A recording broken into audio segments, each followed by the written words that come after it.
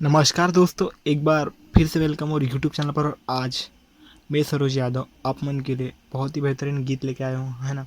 जी गाना का नाम है ऐसन भोले बाबा वाला, है ना। ये गाना ला अपन भी सुने हो, तो चलिए ये गाना ला अपन आज सीखबो।